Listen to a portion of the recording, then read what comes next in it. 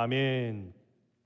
오늘 저는 여러분과 함께 교회는 하나님의 꿈입니다 라는 시리즈로 주제로 5번에 걸쳐서 우리 새생명교회가 이 땅 가운데 왜 존재하는지에 대해서 살펴봤으면 좋겠습니다.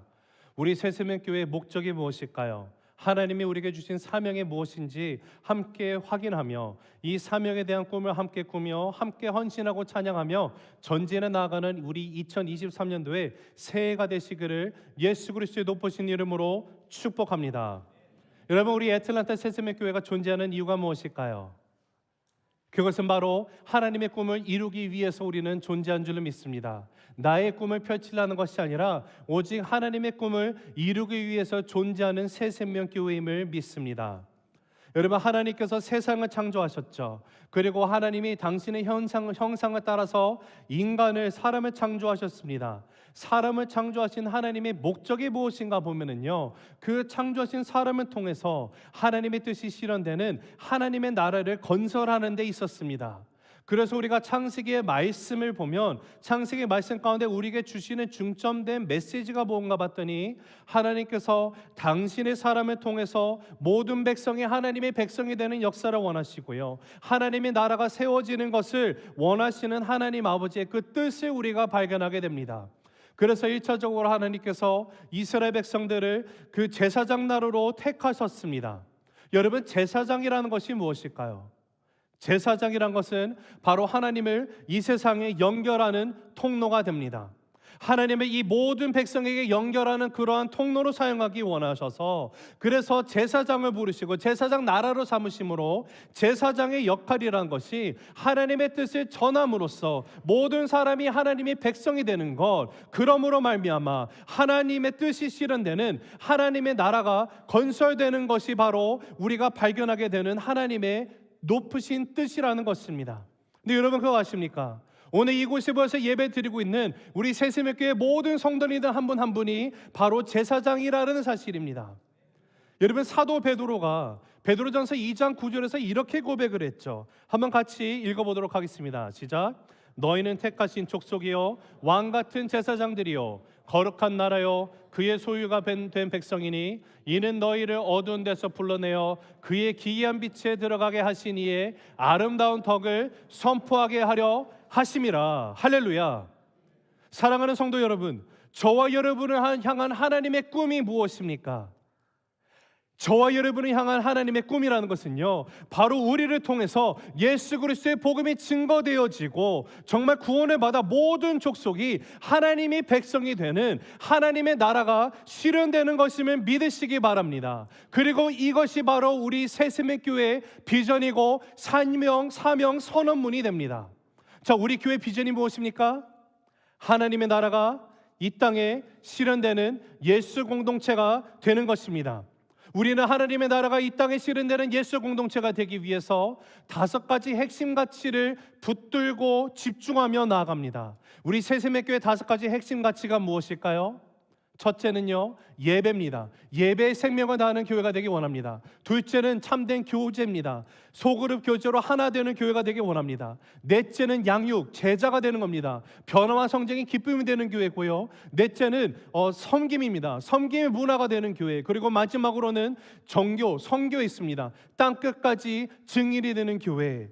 우리가 이 5가지 핵심 가치에 집중하고 나갈 때 비로소 하나님의 나라가 이 땅에 실현되는 예수 공동체가 반드시 될 것이라 확신을 합니다. 그리고 오늘 저는 여러분과 함께 교회는 하나님의 꿈입니다 라는 그 시리즈를 생각하며, 그런 주제를 생각하며 우리가 하나님의 나라가 실현되는 예수 공동체가 되기 위해서 첫 번째 우리가 집중하고 나가는 첫 번째 핵심 가치, 예배에 대해서 여러분과 나누려고 합니다. 여러분, 하나님께서 우리를 지으셨죠.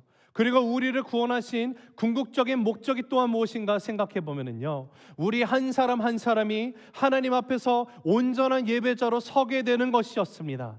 하나님께서 우리의 삶 가운데 예배를 목적으로 주셨습니다. 우리를 지으신 그 목적 자체가 우리를 통해서 영광 받으시며 찬송 받으시기 위함이라는 사실이죠.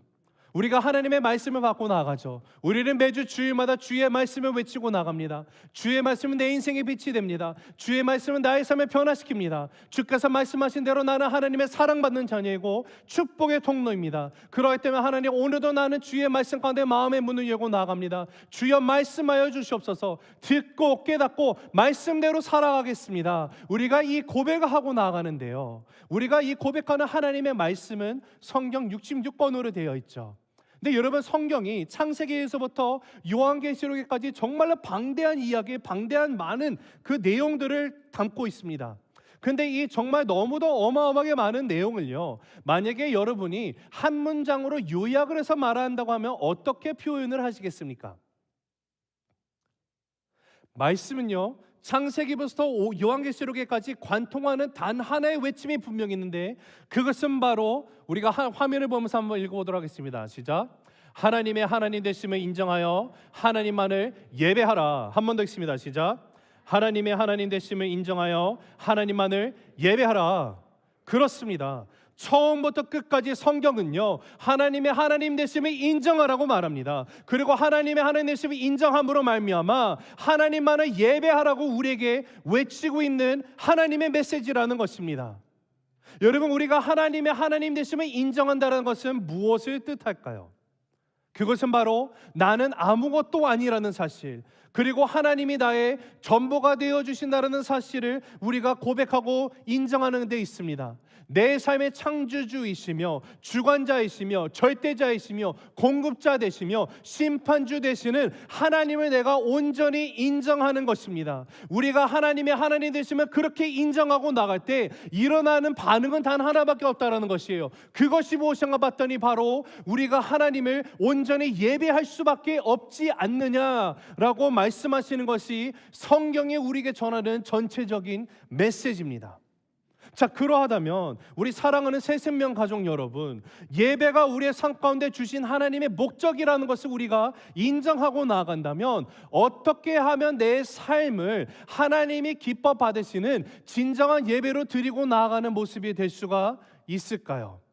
저는 여러분과 함께 이 질문에 대한 답을 찾기 위해서 오늘 주어진 본문 말씀 가운데 세 가지를 함께 나누도록 하겠습니다. 첫째, 예배는 형식이 아니라 신령과 진정으로 드리는 것입니다. 같이 읽습니다. 시작. 예배는 형식이 아니라 신령과 진정으로 드리는 것입니다. 한 번 더 읽으실까요? 시작. 예배는 형식이 아니라 신령과 진정으로 드리는 것입니다. 자, 요한복음 4장 23절 24절 함께 읽습니다. 시작. 아버지께 참되게 예배하는 자들은 영과 진리로 예배할 때가 오나니 곧 이때라. 아버지께서는 자기에게 이렇게 예배하는 자들을 찾으시느니라. 하나님은 영이시니 예배하는 자가 영과 진리로 예배할 지니라. 아멘. 여러분, 한번 질문을 던져보겠습니다. 여러분, 우리가 드리는 예배는 과연 정해져 있는 형식이 있을까요? 어떻게 생각하세요? 예배는 형식이 있어야 합니까? 아니면 없어도 됩니까? 다르게 한번 질문해 보겠습니다. 여러분, 예배는요, 정통적인 것입니까? 아니면 성경적인 것입니까? 성경적인 것이죠. 자, 그러면 한번 생각해 보겠습니다. 우리가 드리는 오늘 현대식의 예배는요, 분명히 옛날의 중세시대 예배와는 다릅니다. 초대교회에서 드렸던 예배와는 형태가 형식이 많이 다릅니다. 오늘날 우리가 생각하는 예배를 생각하면요, 보통 보편적으로 교회에서 우리 다 함께 묵도하심으로 예배를 시작하겠습니다 하면서 종을 울리는 교회도 있고요, 아니면 사도신경을 외우며 교동문을 함께 읽고 나가는 교회도 있고요, 임내송이라는 것을 부르면서 나가는 예배도 있고, 다양한 형태가 있습니다. 그런데 이 모든 것은요, 지금까지 교회 역사 가운데 우리가 어떻게 예배를 드려왔는지 형식에 대한 부분이지 성경적인 것은 아닙니다. 예수님께서 예배에 대해서 말씀하신 것이 딱 한 군데 나오는데, 그것이 어디냐면 바로 우리가 방금 읽은 요한복음 4장 23절 24절의 말씀입니다. 근데 여기 보면 그 어디에도 예수님께서요, 너희들이 예배를 할 때는 이렇게 드려야만 해. 예배 드리기 전에 묵도를 하고, 그 다음에 교동문을 읽고, 뭐 임내송을 부르고, 예배 가운데는 대표 기도가 있어야 되고, 뭐가 있고 순서대로 이렇게 해야지만 하나님이 받으시는 예배야 라고 말씀해 주신 것이 한 번도 없다라는 거예요. 예수님은 단연코 한 번도 형식에 대해서 말씀하지 않으셨습니다. 단 우리에게 말씀해 주시고 가르쳐 주신 예배의 그 본 모습이 뭔가 봤더니, 하나님은 영이시니 예배하는 자가 어떻게 예배한다고요? 영과 진리로 예배하리라 라고 말씀하신 주님이셨습니다. 즉 우리가 신령과 진정으로 하나님을 예배하는 데 있어서 신령과 진정으로 예배하기 위해서 필요한 것이 형식이라는 것이지, 예배를 위해 형식이 중심이 되어 있어서는 결단코 안 된다라는 뜻입니다. 자, 그러기 때문에 우리 새생명교회에서는요, 기존에 드리던 예배 형식의 변화를 가져왔었습니다.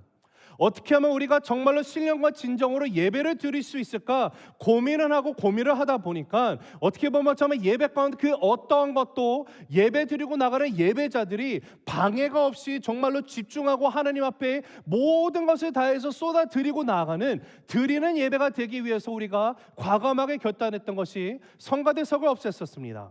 위에서 있었던 모든 악기들을 밑으로 내려보냈습니다. 눈에 보이는 어떤 가시적으로 불편하게 느껴지고 방해가 될 수 있는 것은 다 우리가 과감하게 내리고 변화를 주었습니다. 물론 우리가 코로나로 인해서 성가대가 더 이상 모이지 못하는 상황에 있었습니다. 그리고 그러하다 보니 예배 가운데 우리가 어떻게 하면, 그러나 중요한 것은요, 우리가 신령과 진정으로 예배를 드리기 위함이었기 때문에 우리는 그러한 변화를 서스럼 없이 행하고 나갔습니다. 여러분, 우리가 어떻게 하면 신령과 진정으로 예배를 드릴까를 고민하다 보면은요, 꼭 주일 예배 때 성가대가 서야만 되는 것은 아니라는 사실을 깨닫게 되는 거예요. 또는 우리가 예배를 드릴 때 꼭 찬양팀이 악기를 모든 것을 동원해가지고 예배를 드려야 되지만 이것이 예배가 된다는 것이 아니라는 것을 또한 인정할 수밖에 없는 거예요. 여러분, 성가대가 중요하지 않다는 거 아닙니다.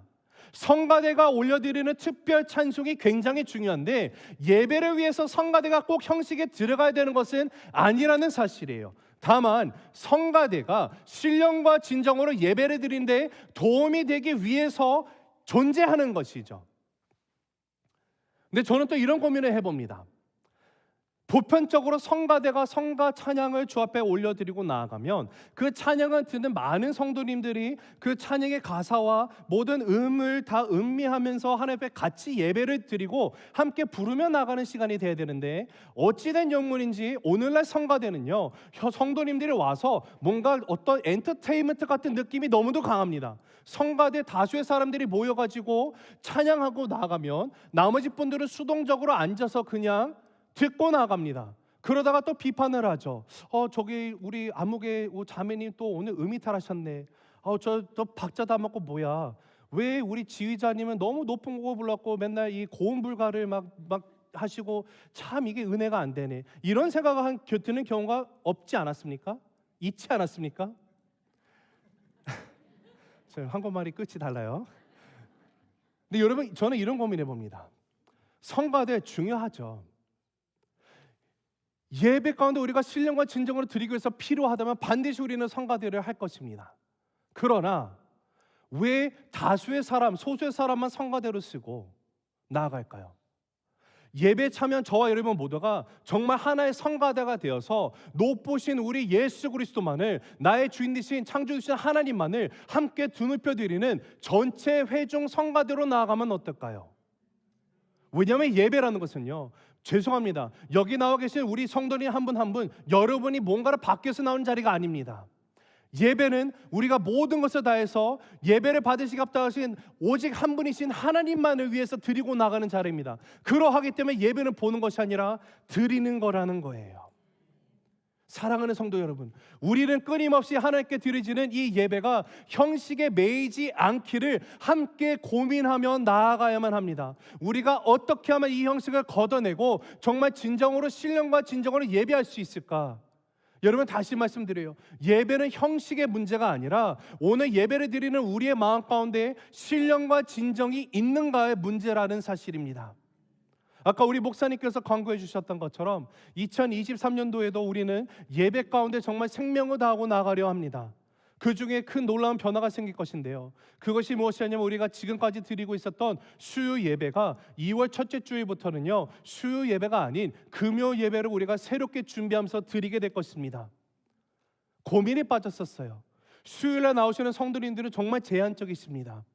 그리고 삶 가운데 많은 그 바쁨과 분주함, 자녀들을 두신 부모님들은요, 바로 다음날 또 학교가 있기 때문에 선뜻 늦은 시간에 나와서 예배드리는 것이 어려워하는 분들이 있었어요. 그런 분들을 향해서 왜 나오지 않습니까? 믿음이 없는 모습인다, 이렇게 정죄하는 것은 답이 아니라는 생각이 들었습니다. 죄책감을 주는 것밖에 안 되더라고요. 그러다가 마음 가운데 고민하면서 하나님이 주셨던 생각이 무엇이냐면, 예배를 한 주를 마무리하는 금요일 날 작년 때만 나오는 것이 아니라 온 가족이 함께 나와서 예배를 드리고 나가면 얼마나 좋을까라는 생각을 하게 하셨습니다. 그래서 2월 첫째 주부터는 우리가 Holy Wave 월십이라는 타이틀을 통해서 우리가 정말로 새롭게 정말 성령 하나님의 그 새로운 물결을 기대하며 나아갈 수 있는 하나님의 깊은 임재 가운데 나가는 예배를 우리가 준비하면서 나가려고 합니다. 우리 주일학교 자녀들은요, New Life Kids Ministry, 우리 어린이 사역부에서 예배를 드리게 될 것이고요, 우리 유스 아이들은요, New Life Youth, 유스 그 사역에서 또 예배를 드리게 될 것이고, 또 우리 장년들은요, 이곳에서 동시간에 함께 예배를 드리고 나아감으로 말미암아 월요일부터 금요일까지 나의 삶 가운데 역사하신 하나님 가운데 정말로 기쁜 마음으로, 감사하는 마음으로 우리가 모든 것을 쏟아 드리고 나가는 그 예배를 함께 만들어 나가려 합니다. 그 특별히 이 예배는 어떤 틀에도 얽매이지 않는 예배를 만들려고 함께 고민했으면 좋겠습니다. 예를 들어서 만약에 우리가 예배 가운데 찬양을 시작을 했어요. 근데 찬양 가운데 너무도 넘치게 하나님이 정말 은혜를 부어주십니다. 그러면 과감하게 기도하는 거죠. 성령 하나님, 오늘 이 예배는 찬양으로만 드리고 나가겠습니다. 하나님, 비록 제가 말씀을 준비했음에도 불구하고, 그러나 그것이 아니라 성령님께서 지금 이 자리에서 찬양을 해서 주 앞에 나가게 하시니 그 인도하신 가운데 민감하게 반응하고 그 은혜로 찬양 가운데 깊이 들어가게 되는 예배, 또는 말씀을 전합니다. 말씀을 전해 말씀 가운데 흘러 넘치는 은혜가 부어지고 있어요. 그러면 성령 하나님, 오늘은 이 말씀만으로 예배를 드리며 나아가겠습니다. 그리고 말씀을 딱 전하고 예배를 끝내는 거예요. 그런데 거기에 은혜가 있습니다. 또는 우리가 예배를 드리고 나가는데 기도를 하기 시작합니다. 근데 기도 가운데 성령 하나님의 강한 임재가 느껴지는 거예요. 그러면 이 예배 시간에 성령님의 인도하신 가운데 우리는 예민하게 반응하면서 기도하다가 끝나는 예배. 사랑하는 성도 여러분, 우리가 정말 신령과 진정으로 예배 가운데 들어간다면 우리들이 어떠한 것도 우리가 여기는 중요하다 생각했던 어떤 형식이라도 우리는 성령님의 임재 앞에 과감하게 다 내려놓을 수 있는 그런 예배에 대한 꿈을 함께 꾸고 나아가는 새생명교회가 되기를 간절히 소망합니다. 예배는 형식의 문제가 아니에요. 오늘 예배를 드리는 우리의 마음 가운데 신령과 진정이 있는가의 문제입니다. 둘째로, 예배는 시간과 공간을 뛰어넘어 삶을 드리는 것입니다. 한번 같이 읽어보실까요? 시작. 한 번 더 읽습니다. 시작. 예배는 시간과 공간을 뛰어넘어 삶으로 드리는 겁니다. 자, 로마서 12장 1절인데요. 한번 같이 읽어봅니다. 시작. 그러므로 형제들아, 내가 하나님의 모든 자비하심으로 너희를 권하노니 너희 몸을 하나님이 기뻐하시는 거룩한 산제물로 드리라. 이는 너희가 드릴 영적 예배니라. 아멘.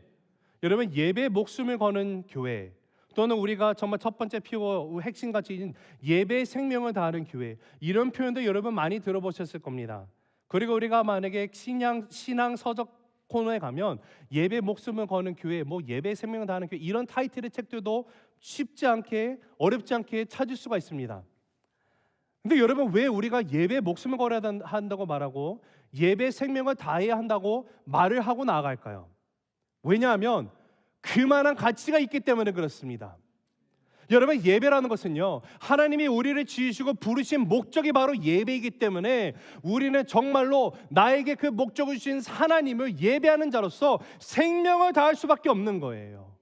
자, 그런데 만일에 하나님께서 기뻐 받으시는 참된 예배를요, 우리가 단순히 주일날 드리는 공예배, 수요일날 드리는 수요예배, 새벽기도회, 이런 공예배로만 생각하고 있다면요, 우리는 예배에 대해서 온전히 이해하지 못하는 반쪽짜리 이해만 갖고 있는 것입니다. 여러분, 공예배 중요해요. 주일 성수 너무도 중요하죠. 그러나 우리는 주일날 그리고 주중에 나와서 함께 하나님 앞에 생명을 다해서 예배를 드리고 나아가지만 이것이 전부가 아님을 우리가 잊어서는 안 된다라는 겁니다. 성경이 말하는 참된 예배는요, 하나님이 기뻐 받으시는 참된 예배라는 것은요, 교회에서 드려지는 공예배뿐만이 아니라 우리의 모든 삶이 예배가 되어야만 함을 선포하고 계십니다. 그래서 지금 사도 바울이 이 이야기를 하는 거예요. 이 영적 예배라고 하는 것은 지금 우리들이 예배 드리고 있는 지금 이 공간과 시간에 제약을 받는 것이 아니라 우리들이 하나님께 드리는 일상 예배라는 것은요, 나의 일상의 삶의 자리에서도 드려지는 것이 바로 영적 예배라고 이야기를 하는 것입니다.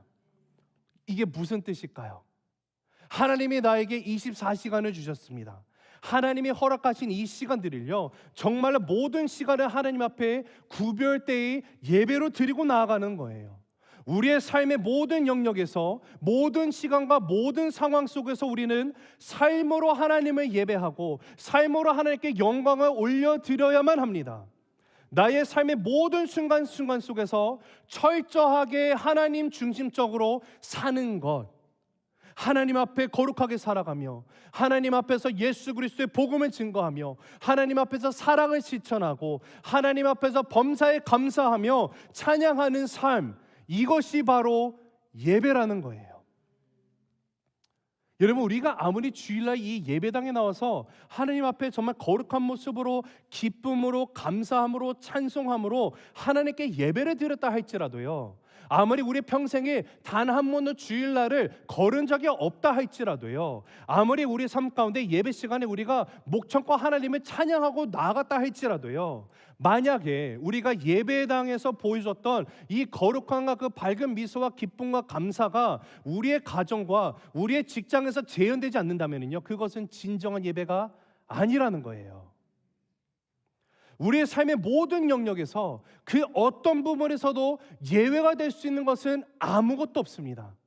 우리가 직장에 출근을 해서도 열심히 일을 할 때에도, 우리가 집에서 가족과 함께 시간을 보낼 때에도, 우리가 어디 여행을 가서 피서를 지고 있는 그 상황 가운데서도, 심지어는 아무도 보이지 않는 데서 나 홀로 있는 그 순간에도요, 우리는 하나님의 하나님 되심을 인정해야만 합니다.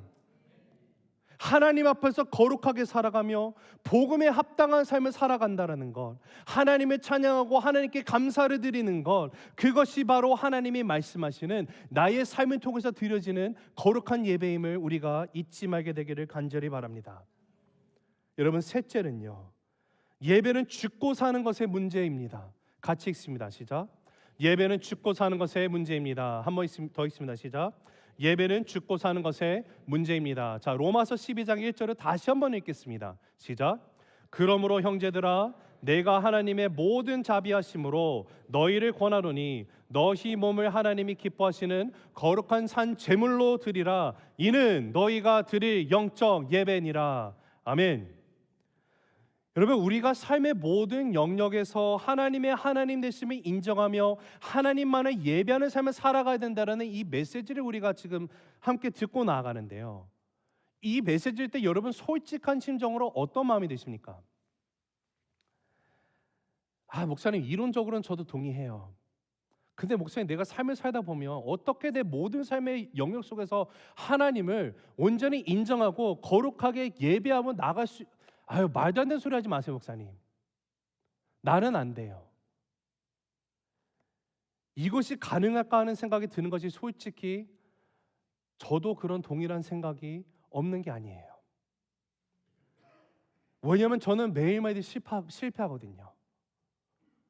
정말로 예배를 드리고 나아가고 싶은데 한순간이라도 내가 그냥 방심하면요, 나는 예배의 예자가 생각나는 것이 아니라 나는 또 죄 가운데 씨름을 하고 있습니다. 넘어짐이 있어요. 자, 그러하다면 저에게 또 주어지는 질문이 하나 생겼어요. 아니, 하나님께서는 이 불가능하게 여겨지는 일을 왜 우리에게 요구하고 나가시는 걸까? 아니, 하나님, 이게 가능하기는 한 겁니까? 근데 그 질문 가운데 또 답을 하나님께서 주시는데 그것이 바로 오늘 본문 말씀 가운데 나오고 있습니다. 가능하다라는 거예요. 자, 우리가 어떻게 진정한 예배자의 삶을 살아갈 수 있습니까? 오늘 본문의 말씀 가운데 발견되는 방법은 단 하나밖에 없어요. 단 하나의 방법을 제시하고 계시는데 그것이 바로 우리의 몸을 거룩한 산 제물로 드리는 것입니다. 이 방법 외에는 없다라는 거예요. 이것이 유일한 길입니다. 다른 길은 없어요. 자, 그러하다면 또 질문이 생겨요. 어떻게 했을 때 내가 과연 제물이 될 수 있을까? 여러분, 지금 오늘 본문이 우리에게 주어지는 이 메시지를 생각해 보면요, 이게 참 되게 모순적입니다. 자, 첫째로요, 여러분, 우리에게 산제물이 되어라고 말한다는 것은 제물이 된다는 것이 무엇을 뜻합니까? 제물은요, 죽어야 되는 거예요. 즉, 지금 주님이 우리에게 가르쳐 주시는, 우리가 정말 참된 예배의 삶을 살아가는 예배자가 되는 유일한 길은요, 죽어야 된다는 거예요. 여러분, 죽으시기 바랍니다. 우리가 십자가에 대해서 철저히 죽어야만 해요. 나의 자아, 나의 자존심, 욕심, 계획, 야망, 이 모든 것이 죽어버리는 것, 이것만이 유일한 길입니다. 그런데 오늘 본문에서 정말로 이상한 표현이 하나 나오고 있어요. 되게 독특하죠. 산제물이라고 표현을 합니다. 자, 이게 모순적이지 않아요? 여러분, 제물은 반드시 죽어야 되는데 살아있어요. 어떻게 살아있으면서 죽을 수가 있을까요? 이게 도대체 무슨 뜻일까요? 살아있는 것이 어떻게 제물이 될 수 있습니까?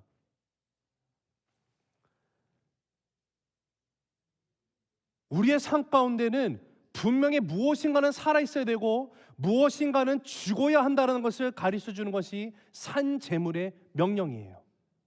자, 그러다면 나의 삶 가운데 살아있는 것이 무엇이 되어야 되는 것이고 나의 인생 가운데 죽어야 되는 것은 무엇일까요?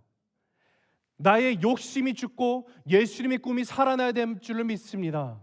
나의 야망이 죽고 예수님의 비전만이 살아있어야만 합니다. 나의 성격은 다 죽어버리고요, 예수님의 성품만이 살아나야만 하는 줄로 믿습니다. 한마디로 말하면요, 나는 철저하게 십자가에서 죽어버리고요, 내 안에 온전히 예수님만이 살아계시는 존재가 되어야만 하는 것, 이것이 바로 진정한 예배이기 때문에 그렇습니다. A.W. 토저 목사님이 쓴 이것이 예배다라는 책을 보면 책 가운데 이런 문장이 나옵니다. 예배는 하나님에게로부터 왔다가 우리를 거울 삼아 반사되어서 다시 하나님께로 돌아가는 것이다. 하나님은 인간에게서 나타나는 하나님 자신의 모습을 기뻐하신다. 하나님은 인간이라는 거울을 보고 그 거울 안에서 자신을 보신다. 당신은 누구인가? 본래 당신은 전능자의 거울이 되도록 지음받은 존재이다. 당신은 어떤 존재인가? 당신은 전능자의 거울이다. 당신이 창조된 목적은 바로 하나님의 거울이 되기 위해서다.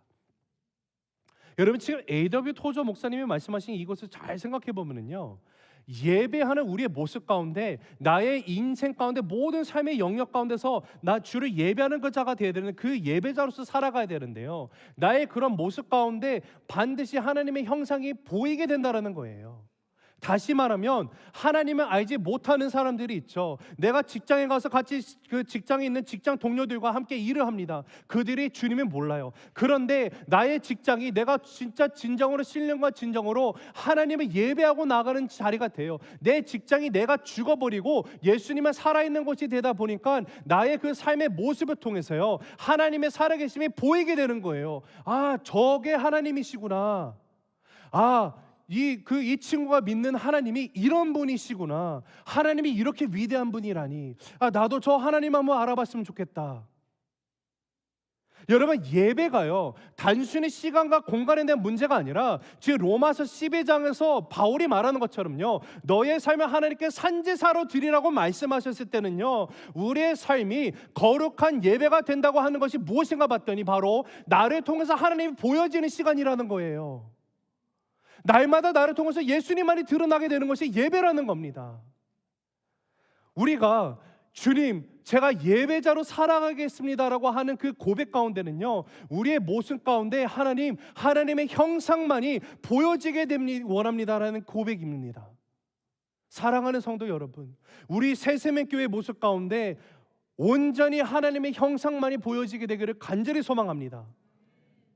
그러하기 때문에 우리가 진정한 예배자가 되면요, 우리가 드리는 이 공예배 가운데서, 그리고 우리들의 삶 가운데서 나의 삶의 진정한 주인이 누구신지가 드러나게 돼 있어요, 분명하게. 근데 그 주인이 누군가 봤더니 하나님이 나의 주인이 되신다는 사실이에요. 사랑하는 우리 새세명 가족 여러분, 우리들의 삶 가운데 주인 되신 하나님은요, 우리의 전부를 원하시는 하나님이십니다. 하나님께로 나올 때는요, 부분적인 헌신이라는 것이 있을 수가 없어요. 하나님은 총체적인 헌신을 요구하시는 분이십니다. 전부를 내어 걸고요, 오직 하나님 앞에서 나의 삶의 모든 것을 드리는 것, 이것을 성경이 예배라고 합니다. 근데 이런 생각이 드시지 않으십니까? 아니, 하나님 너무 하시는 거 아닌가? 어떻게 나의 삶 가운데 모든 것을 내어달라고 하실까? 너무 하나님 욕심 많으신 거 아닙니까? 근데 여러분, 이런 거예요. 우리가 부부관계 가운데 나갈 때 부부는요, 서로에게 모든 것을 주는 관계입니다. 사랑하는 아내이기 때문에 아내에게 내가 100%를 요구할 수가 있어요. 혹시 여기 계신 분 가운데 남편에게 아니면 아내에게, 여보, 내가 당신에게 70%의 사랑만 내가 요구할게, 30%는 당신이 가서 뭐 하고 싶은 대로 다 해 라고 말하면 그것이 관계가 유지가 될 수 있습니까? 안 되잖아요. 마찬가지입니다. 하나님이 우리의 삶 가운데 100%를 요구하시는 이유는요, 여러분, 이 부부관계가 함께 하나가 돼서 모든 것을 공유하고 나갈 때 비로소 뭐가 됩니까? 내 것이 아내 것이 되고 아내 것이 내 것이 되는 거잖아요. 하나님이 우리에게 100% 요구하신다는 것은요, 하나님이 지금 하나님의 모든 100%를 우리에게 주시겠다라는 거예요. 그 요청이라는 사실입니다. 그러하기 때문에 사랑하는 성도 여러분, 오늘 이 시간 나의 자아, 나의 욕심, 나의 계획, 나의 모든 생각을요, 십자가에 철저히 못 박아 버리시고 우리의 삶의 모든 것을 온전히 주님 앞에 드리고 나가게 되기를 간절히 바랍니다. 그럴 때 비로소 우리는 하나님이 나의 삶 가운데 온전히 100% 임하게 되는, 하나님의 모든 것이 나의 것이 되는 줄로 믿으시기 바랍니다. 여러분, 예배는요, 죽고 사느냐의 문제예요. 말씀을 맺습니다. 여러분, 우리는 예수님을, 하나님의 창조에서 창조 지음을 받았습니다. 요한계시록의 7장에 가서 보면 나중에 저 천국에 우리가 도달했을 때 일어날 일을 미리 우리에게 보여주셨어요. 봤더니 모든 족속과 백성과 방언이 정말 셀 수 없는 수많은 무리가 모여서 보좌 위에 앉아 계신 어린 양께 모든 영광과 찬송과 존귀와 능력과 모든 것이 주님께 있음을 고백하고 나아가는 그 예배가 일어나는 것, 그것이 바로 우리가 영원토록 살아가게 될 천국입니다. 즉 우리의 목적지는 하나님을 향한 예배라는 사실이에요. 근데 너무도 감사한 것은 우리가 저 천국에 도달하기 전에 이미 나의 삶 가운데 하나님의 나라 천국이 임했다라는 사실입니다. 예수님이 나의 인생 가운데 주인이시기 때문에 나의 주인 되신 예수님과 동행하고 살아가는 인생이라는 것은요, 이미 나의 삶 가운데 하나님의 나라 가운데 살아가는 주님의 통치권 가운데 나의 삶을 내어드리고 나아가는, 그러므로 말미암아 내가 이미 하나님을 예배하고 나가는 임재 가운데 살아가는 존재가 됐다라는 것. 사랑하는 성도 여러분, 하나님이 저와 여러분을 이 목적을 위해서, 주를 예배하기 위해서 부르셨으면 우리가 날마다 잊지 않고 고백하고 나가게 되기를 간절히 바랍니다. 여러분, 예배는 형식이 아니에요. 신령과 진정으로 드리는 것이 예배입니다. 예배는 시간과 공간을 뛰어넘어서 나의 삶의 모든 영역에서 드려지는 것이 참된 예배예요. 그리고 예배는요, 죽고 사는 것의 문제입니다. 내 안에 내가 아직도 살아있으면 내가 온전한 예배를 드리고 나갈 수가 없어요. 그러하기 때문에 사랑하는 성도 여러분, 혹여나 지금 이 시간 나의 마음껏 내 성령 하나님이 어떤 것을 깨닫게 하시는 것이 있습니까? 내가 아직도 이것을 내려놓지 못하는 것이 있습니까? 우리 반응하고 나가게 되길 원합니다. 내 모든 것을 주 앞에 내려놓읍시다. 용서를 구하고 회개하고 나갑시다. 그럴 때 비로소 나는 죽어서 없어지고 오직 예수님만 살아계시는, 주님만 살아계시기 때문에 온전히 주님을 예배하며 나갈 수 있는 그 모습으로 가득 찬 우리 2023년도 새해가 되시길 간절히 주님의 이름으로 축복합니다.